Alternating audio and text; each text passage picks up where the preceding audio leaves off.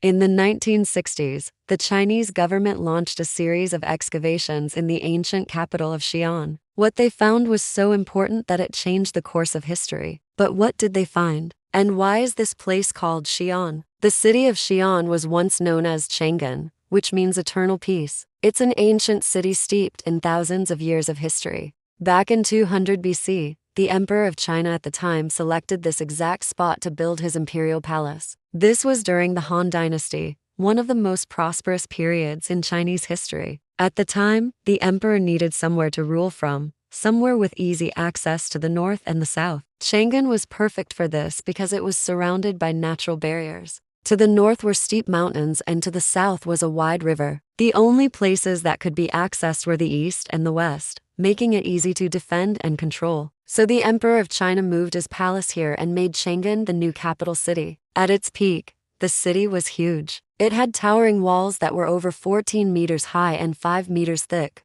The city was also 5 times larger than modern-day London. As you can imagine, building a city of this size took a lot of manpower. So to help with the construction, the emperor passed a law which said that every male citizen had to complete 3 years of military service and then they would be given land and become a farmer. This kept the population under control and gave them something useful to do. As the centuries went by, many emperors came and went. Then in 907 AD, the capital was moved to another city and Chang'an was abandoned. For hundreds of years, the emperor's descendants ruled from here, but there wasn't really much of a connection between the rulers and the ruled. They lived in a fantasy world of their own, far removed from the struggles of everyday people. Then, in 1958, the government decided to excavate the ruins of Chang'an. They uncovered artifacts that dated back 3,000 years, things like arrowheads, weapons, and pieces of pottery. But the discovery that shocked the world was the terracotta army. While excavating the emperor's tomb, they found an entire army made of terracotta, complete with horses and chariots. There were over 8,000 soldiers in total. Each one was unique and had a different hairstyle,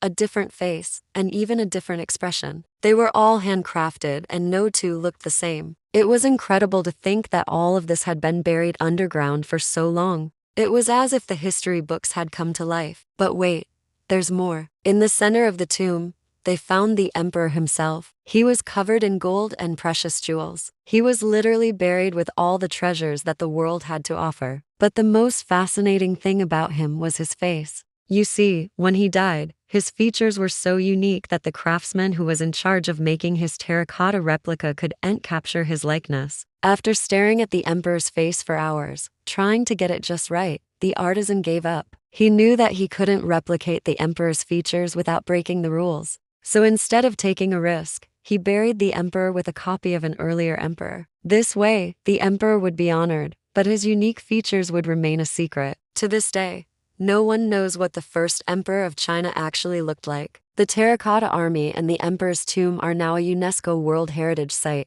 Every year, millions of tourists come to Xi'an to learn about this amazing piece of history. But you might be wondering, why is it called Xi'an? Well, in 1974, the name of the city was officially changed from Chang'an to Xi'an. This is because the Communist Party wanted to distance itself from the old imperial past. They thought that the name Xi'an sounded more modern and progressive. Personally, I think they should have kept the name Chang'an because it is such a beautiful name with a beautiful meaning. But what do you think? Should they have changed the name or not? Let me know in the comments below. If you enjoyed this video, make sure to hit the subscribe button so you can learn about more amazing places from around the world. And as always, I'll see you next time.